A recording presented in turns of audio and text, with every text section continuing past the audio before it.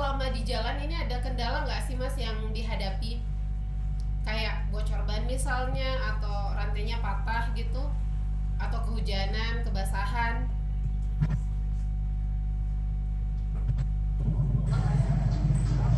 Kalau bocor ban itu sendiri hampir sering bocor ban. Karena kami pernah dalam sehari itu 3 kali bocor ban loh. Waktu di apa? Dan di Malaysia juga 1 kali, dan itu perdana pecah ban. Jadi ban luarnya itu pecah. Itu kok bisa nih? Karena memang iya, jadi itu memang kita pakai pada saat itu memang ban yang kualitasnya di bawah ya, sehingga bisa pecah. Padahal itu daerah yang sepi dan tidak ada orang yang kita kenal pada saat itu di area. Nah itu Allah. mengatasi masalah-masalah kayak gini gimana Mas? Alhamdulillah di Kedah Touring itu alhamdulillah di Malaysia banyak sih di area itu. Jadi Pada saat itu bisa membantu. berarti kurang lebih banyak terbantu juga, walaupun masalahnya juga beragam ya selama di perjalanan. Nah kalau misalnya ini kan Mas Andi sama Mas Hairul berarti target untuk sampai ke Mekahnya itu insya Allah sebelum Hari Raya Haji ya, atau Hari Raya Idul Adha gitu.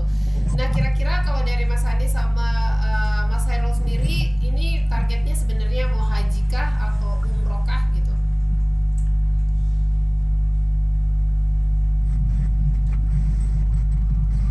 Jadi kalau dari Gorontalo memang kita target bisa dapat sebelum musim haji ya, musim haji tiba di Saudi. Tapi kalau misalkan kita masih berusaha untuk bisa dapat visa haji, walaupun bukan ini ya, bukan visa haji yang dalam kuota. Kalau kuota kan sudah ada porsinya yang diberikan oleh pemerintah. Nah tapi jadi ada 2 kemungkinan kita dapat kuota haji dari visa haji dari pemerintahan Indonesia, ataupun visa haji dari kerajaan Arab Saudi itu sendiri.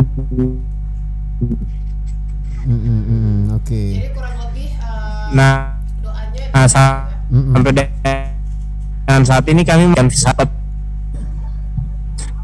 Akan tetapi ketika kita tidak dapat visa haji, malah kita bisa umroh seperti itu. Oke. Jadi kalau emang nggak dapat visa haji, minimal bisa umroh, Sel. Udah jauh-jauh ke Mekah juga kan. Iya, Tapi benar. sebenarnya kalau menurut aku pribadi ya, bukan tergantung apanya gitu, maksudnya bukan tergantung gelar hajinya kah, titelnya atau ya. ya. Tapi lebih kepada bagaimana kita berhasil menunaikan ibadah yang Betul. Tuhan tetapkan untuk kita gitu. Dan apalagi memang Masya Allah sekali perjalanannya untuk meraih ibadah itu, berasa banget perjalanan spiritualnya. Dan selain itu juga Sela, kalau Sela bilang tadi bukan karena titel dan haji atau umrohnya, tapi prosesnya itu yang bisa diberikan atau dijadikan pengalaman dan pelajaran ya kan.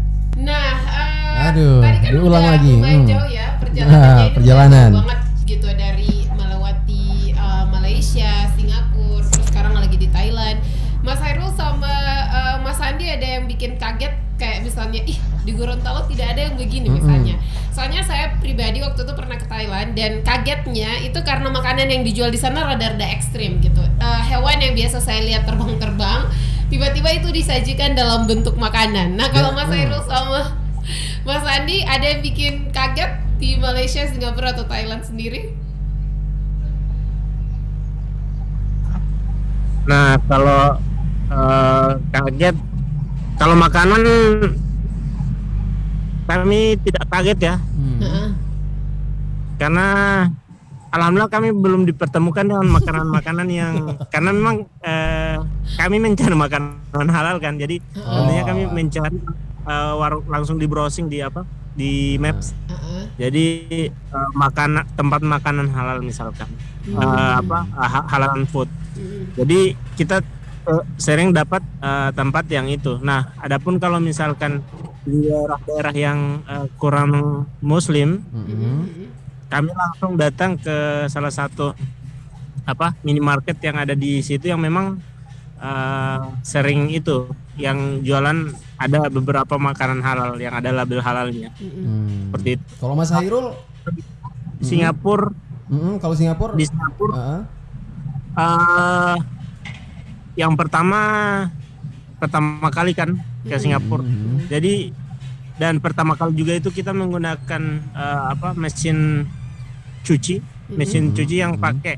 Jadi tidak pakai kalau di Gorontalo kan laundrynya pakai orangnya. Kalau itu kita beli koin dan nyucinya pakai koin. Oh, self service ya. Iya, self service.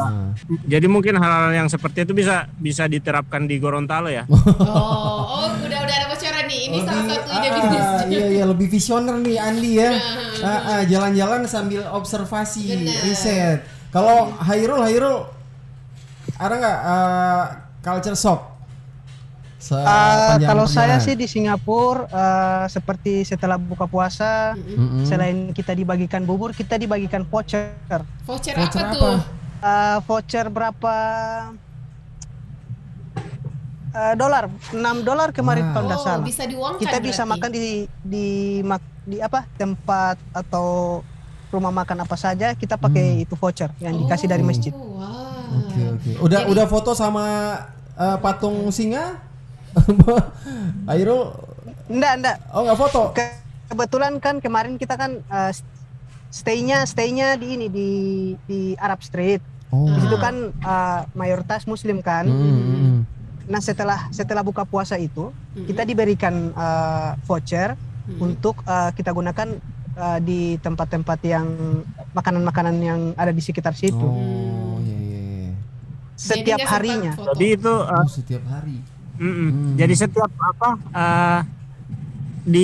jadi masjid itu kerjasama sama beberapa rumah makan yang ada di Singapura. Masya Allah. Jadi ada beberapa rumah makan yang memberikan buka puasa dengan memberikan voucher. Jadi lewat masjid kerjasamanya lewat masjid. Digantinya pakai voucher. Biar dakwahnya dapat kan. Dan ini bisa jadi inovasi, bener kata Mas Andi ya, bisa jadi inovasi dan juga bisa jadi amal jariah buat para pengusaha. Amin. Kali aja di sini Rian tertarik. Ngasih gratisan ya. Aduh, gimana Pak Bos? Mana nih Pak Bosnya? Oke. Andi dan juga Hairul, so far perjalanan udah total berapa hari nih? Udah berapa lama? Jangan lupa kalender lagi nih. Udah lupa berapa total perjalanannya. 356 hari. Udah setahun berarti. 356 hari. Setahun berapa? 356 atau 354 sih. 365. Berarti udah mau setahun. Udah mau setahun. Kalian 5 hari lagi ya, 5 hari lagi. 5 hari lagi 1 tahun. Mau bikin Enif tanggal 6. Enif nggak Enif di Thailand 1 tahun. Kita mau jalan-jalan berdua dulu. So sweet. Aduh, tapi Sel, aku juga sempat lihat postingan temanku ya kan. Dia juga goeser yang mau ke Nepal. Nah, saat itu dia di Thailand katanya agak susah nyambung sama warlock. Nah, dia sampai tanya di story gimana cara mudah biar bisa berkomunikasi sama orang Thailand. Apakah teman-teman di sana juga mengalami kesulitan yang sama kayak teman tadi? Di Thailand khususnya ya? Kalau di Thailand bagian selatan masih ya, karena masih banyak orang yang menggunakan bahasa Melayu. Jadi pada saat udah mau masuk pertengahan antara Thailand Selatan sama Bangkok itu sudah hampir tidak ada yang bisa berbahasa Melayu dan orang yang bisa berbahasa Inggris pun sedikit. Benar. Iya.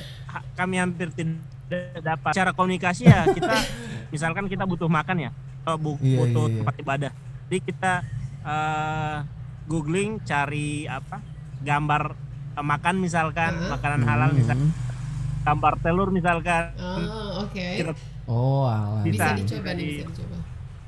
Harusnya aman. Soalnya kata temanku itu pakai bahasa tubuh aja itu orang-orang warlock katanya ini kayak orang gila. Iya, dikirain orang gila kalau pakai bahasa tubuh saja. Emang beda-beda kan, culture-nya juga emang beda-beda. Nah, ini kan sudah sudah mau hampir 1 tahun Mas Andi sama Mas Hairul berjalan. Nah, untuk kebutuhan sehari-hari selain makan lah, kayak misalnya pakaian ataupun juga kebutuhan lainnya, itu gimana cara mendapatkannya? Kalau makan, kalau di daerah yang ini ya, yang kami tidak yang muslim minoritas itu memang agak susah ya. Paling alternatif misalkan buah. Kalau buah kan tentu halal ya. Ini kita ada salah satu minimarket yang ada di Thailand dan itu banyak. Ada juga halal yang ada label halal. Kalau untuk nyuci baju ya kadang-kadang kita kalau sudah capek paling bajunya di laundry, tapi kalau misalkan tidak ada laundry ya kita cuci sendiri. Cari tempat buat nyuci. Nah, kalau untuk pembiayaannya itu gimana? Pembiayaannya apakah pakai uang pribadi atau tiba-tiba ada aja gitu orang baik yang semoga ya niat kalian ke Baitullah sampai gitu, ini aku kasih segini gitu atau saya kasih segini gitu? Tentunya ada kalanya kita biaya sendiri, misalkan homestay atau makan. Tapi misalkan kalau di Bangkok ini alhamdulillah kami difasilitasi oleh teman-teman pesepeda yang ada di Bangkok. Jadi kami diberi tempat nginep. Waktu 1 minggu pertama kami tinggal di apartemen. Sebelum kita harus terpaksa goes di kehujanan di malam hari dan kita harus membangun tenda. Jadi ada suka-sukanya lah. Maksudnya setelah kesulitan pasti ada kemudahan dan itu yang diajarkan agama kita ya. Ada inna ma'al usri yusra. Iya benar, di Quran surat Al-Insyirah. Iya. Di tadi kan katanya ada teman-teman komunitas sepeda yang sering membantu kan selama perjalanan. Nah, komunikasi kalian atau pendekatan apa sih yang sering digunakan gitu ketika mau ke kota satu atau kota yang lain? Cara apa ya? Cara mencari tahu gitu. Kalau ada komunitas sepeda dan lain sebagainya, gimana pendekatannya? Yang pertama kami tergabung juga di grup komunitas touring. Jadi ada beberapa book yang memantau perjalanan kami, jadi dihubungkan satu sama lain. Jadi juga misalkan grup Wamsoir. Jadi Wamsoir itu adalah tempat nginep atau tempat tinggal para overland ataupun backpacker. Jadi di tiap di Thailand banyak, cuman memang jarang kita menggunakan itu. Jadi kalau misalkan komunitas di sini ya, ada maksudnya dari arah yang tidak disangka-sangka. Misalkan kalau di komunitas di Thailand, dari teman-teman atau staf KBRI yang memang komunitas juga seperti itu. Jadi pada saat kita tiba di Bangkok, alhamdulillah disambut baik oleh Dubes Republik Indonesia yang ada di Bangkok, Pak Rahmat Buniman. Jadi pada saat itu disambut meriah oleh juga teman-teman komunitas sepeda yang ada di sini. Tapi emang kelihatan PR-nya Andi ya, yang sering pasang badan kalau ketemu komunitas gitu ya. Hairul nungguin aja, apa namanya? Support system. Nah, ini kan kurang lebih saya tim hore. Saya lebih ke bendahara. Saya bagian bagian ngitung duit. Tanah. Nulis nota ya, pengeluaran, pemasukan, anak ekonomi itu bos. Bener banget. Ini aku mau tanya, ini kan sementara kemarin perjalanannya itu masih pandemi kan ya. Kira-kira ada itu nggak sih diminta swab atau PCR gitu-gitu di perbatasan atau kantor imigrasi gitu? Khairul aja lah yang menjawab. Ya, coba Hairul. Mas Hairul, silakan dijawab Mas. Oke, kalau kita di kemarin waktu pas di Makassar sebelum menyeberang ke Surabaya, itu kita sempat PCR ya. hidung kita dicolok-colok pakai apa tuh? Di itu sebelum menyeberang kita di PCR. Kemudian di mana lagi ya? Setelah itu mungkin kemarin terakhir di KBRI cuman pakai apa namanya? Swab test. Swab ya? Swab ya, Andi? Pakai itu, pakai apa? Jadi tidak dimasukin pakai selang hidung kita, tapi air liur kita yang digunakan sampai. Metodenya lain ya. Beda-beda. Kalau vaksin udah? Udah 2 kali vaksin. Kalau untuk vaksin di Makassar vaksin 1, terus di Cilacap vaksin 2, dan vaksin booster itu pada saat kami di Batam sebelum penyeberangan ke Singapura. Dan tentunya kami tetap memperhatikan protokol kesehatan. Benar. Mantap. Karena memang biar untuk safety kami dalam perjalanan seperti itu. Sakit nggak? Itu kan pertanyaan standar kalau mau vaksin, sakit nggak? Efeknya apa efeknya? Nah, kurang lebih kan Mas Andi sama Mas Hairul ini kita tahu bahwa perjalanannya masih akan panjang sekali untuk menuju Mekah sendiri. Tapi kalau dari perkiraan Mas Hairul sama Mas Andi, kira-kira lebih murah mana atau lebih hemat mana? Apakah pergi ke Mekah lewat jalur darat yaitu Gowes atau lewat jalur udara yang kita tahu harganya puluhan juta ya, mau umroh ataupun haji ya bedanya tipis aja gitu, 30 sampai 40 jutaan. Oke, pertanyaan yang sangat bagus. Jadi kalau untuk budget tentunya sebenarnya kita flight pakai pesawat langsung itu lebih murah dibandingkan goes, karena memang kalau goes waktu yang panjang, terus tentunya membutuhkan biaya yang banyak juga. Kalau gue seperti ini, yang pertama kami tidak mengumpulkan uang satu kali sekali. Misalkan kalau umroh ya, umroh saat ini paling 29 juta. Dari latar belakang yang saya bukan tipikal orang yang pandai menabung, sehingga untuk mengumpulkan sekaligus 29 juta itu rasa berat itu berat banget. Setiap orang saya rasa punya kelemahan yang berbeda-beda, dan kelemahan saya di situ. Saya bukan tipikal orang yang bisa ngumpul duitnya susah. Iya, karena ngumpul duit susah sel. Apa sih? Nah, kalau bersepeda beda halnya kalau untuk bersepeda, insya Allah untuk pendanaannya itu bertahap. Jadi misalkan kita untuk mengumpulkan pendanaan kita untuk selama sebulan saja, misalkan sebulan ke depan kira-kira kos yang kita perlukan berapa. Nah, itu yang kita kumpulkan. Jadi saya rasa sama ya, misalkan kita di Gorontalo atau kita di Thailand sama saja. Ketika kita tidak kerja, kita tidak makan. Dan sama-sama kita makan dalam sehari itu 3 hari, benar nggak? Benar. 3 kali. 3 kali sehari. Berarti itu indikasinya kalian juga jadi, kerja sampingan dong? Mungkin part time gitu di beberapa tempat?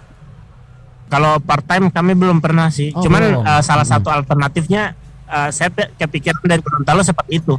Cuman sampai dengan saat ini belum sih. Cuman untuk kerjanya kita itu menjual merchandise, menjual kaos, berupa kaos ya.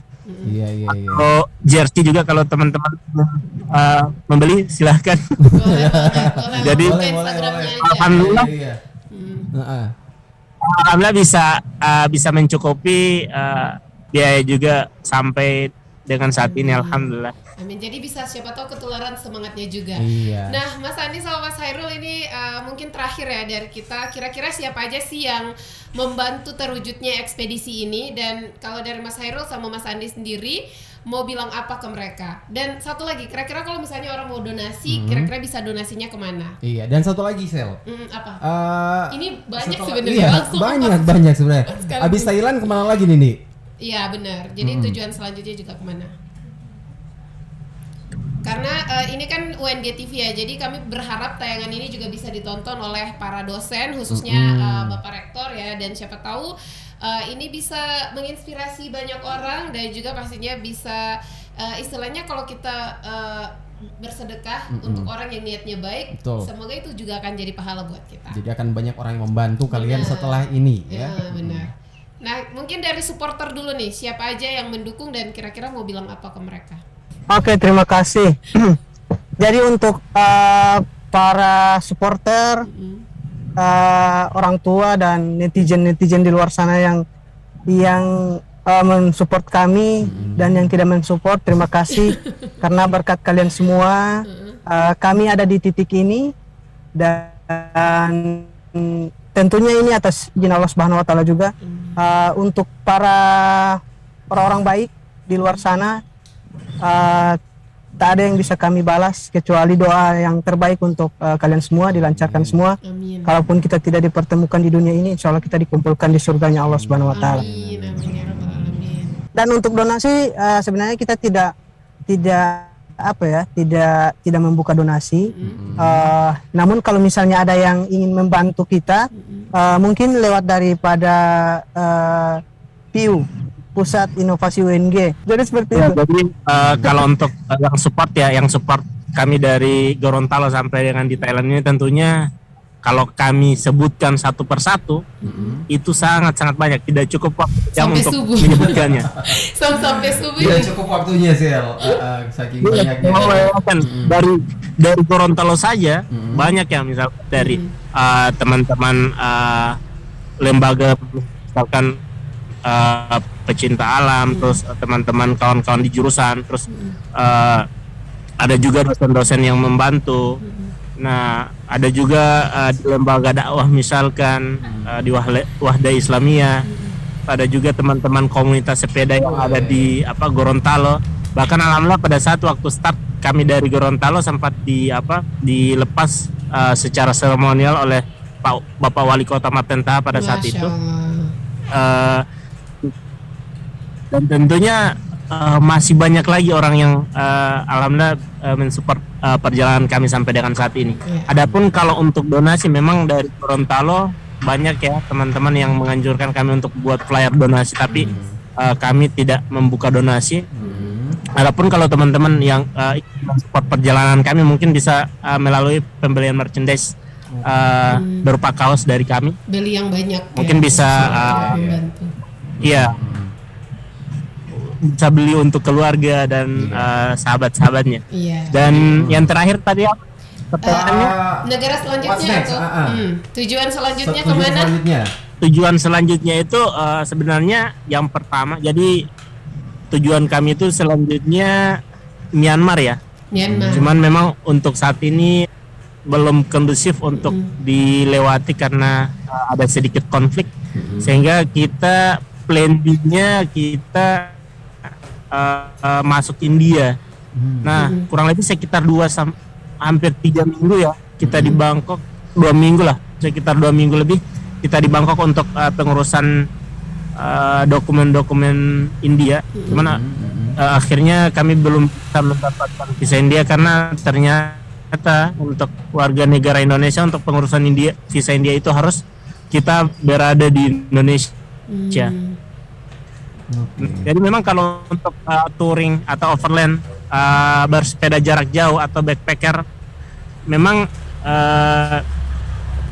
kita harus membutuhkan banyak perencanaan cadangan tentunya. Bahkan pada saat kami ketemu sama teman-teman overland atau touring internet, info bahwa ternyata kalau untuk touring seperti ini kita harus mempersiapkan sampai bahkan plan A. Jadi plan Z, plan Z ya. Plan A sampai Z. Jadi karena di India kami tidak bisa masuk, terus Pakistan juga kami tidak bisa masuk, sehingga insya Allah perencanaan selanjutnya ini di hari Senin tanggal 6 Juni, tepat kita 1 tahun insya Allah, kami langsung flight ke, karena Oman adalah salah satu negara yang rekomendasi untuk bisa visa on arrival, bisa juga electronic visa. Jadi alhamdulillah tadi kami sudah booking tiket untuk ke Oman, dan untuk untuk electronic visa juga kami sudah apply tadi, kurang tunggu konfirmasi balik. Dan tentunya kami masih berharap bisa mendapatkan ibadah haji di Mekah, di Saudi Arabia. tentunya sampai dengan saat ini kami masih memperjuangkan itu, dan mungkin bisa mendapat support juga dari pemerintah Indonesia untuk bisa kami dapat beribadah haji di Tanah Suci. Amin ya Rabbal Alamin. Itu jadi doa Oman, kita semua juga di sini ya, doa kita semua di sini melangit untuk Mas Hairul dan juga Mas Andi. Semoga kita tahu perjalanannya mungkin tidak akan mudah, tapi kami doakan semoga niat baiknya tersampaikan ya. Amin. Dan insya Allah benar-benar kita bisa dapat kabar baiknya bahwa Mas Andi sama Mas Hairul sudah tiba di Mekah. Karena ini mau 1 tahun juga ya, Iya, mau start jalan dari Thailand ke negara selanjutnya itu pas setahun mereka tahun berikutnya. Ekspedisi Muslim Year Journey. Yes. Kalau didengar sekiranya emang enak ya, abis dari ini ke Myanmar, ke Oman, tapi jangan salah naik sepeda bos. Iya, dan pastinya tantangannya banyak banget. Iya. Oke, kita mau terima kasih sekali lagi buat Mas Andi sama Mas Hairul atas ceritanya ya. Semoga ini bisa jadi inspirasi buat para youngers di luar sana. Gak ada yang gak mungkin ya, nothing impossible, dan itu sudah dibuktikan sama 2 orang ini. Kalau kita punya tekad yang kuat ya, manjada wajada, jadi kalau apapun yang kita inginkan, Tuhan pasti akan bukakan jalan selama kita mau usaha ya. Betul. Nah, kalau Anda juga youngers ingin keep in touch sama kedua orang ini, Anda bisa langsung follow Instagram mereka di Muslim Youth Journey. Ya, benar. Dan terima kasih sekali lagi ya buat Mas Andi dan Mas Hairul. Semoga lancar ke Omannya, insya Allah ya. Ini kayaknya bukan lagi di Thailand, mereka ini lagi di Taman Kota. Amin. Taman Kota apa itu? View-nya emang bener-bener banget. Taman Kota kan? Aduh. Nanti mungkin bisa ditulis kalau udah sampai Mekah. Iya. Halo NG TV, dapat salam dari Mekah. Aduh, oke deh buat Andi dan juga Hairul dan juga youngers semuanya, terima kasih ya atas atensinya. Dan kita berdua juga mau pamit dulu. Iya. Semoga season 2 ini bisa berjalan dengan lancar ya. Amin. Ini masih episode pertama. Benar. Dan sudah dibuka dengan semangat yang luar biasa dari 2 orang ini. Semoga spirit ini akan terus kami lanjutkan sampai nanti di episode-episode berikutnya. Kita tunggu kabar di Mekah ya, di Baitullah, Andi dan juga Hairul. Amin ya Rabbal Alamin. Oke, Amin. terima kasih banyak sekali lagi buat youngers yang udah nonton acara ini sampai dengan selesai. Tunggu lagi Young Pots ya, Still Into Young Jin. Kita masih akan menghadirkan para bintang tamu kece pastinya. Tetap stay tune selalu di UNG TV. Terima kasih dan sampai jumpa. Dah. Mas Andi, terima kasih.